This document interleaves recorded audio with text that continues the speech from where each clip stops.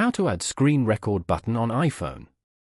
To get started, swipe down from the top right corner of your screen to open the control center. Once you are here, you will see a small plus icon in the top left corner. Tap on the icon as shown. This will activate the edit mode, causing the icons to jiggle and revealing customization options. Now, tap on Add a Control in the bottom to add a new control. A list of available controls will appear on the screen. Scroll through the list to locate screen recording option under the display and brightness section and tap on it to add it. The screen recording will now appear in an available slot in your control center.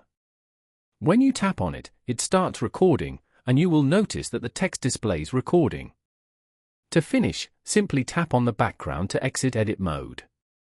Following these steps, you can easily add screen record button on an iPhone. Thank you for watching.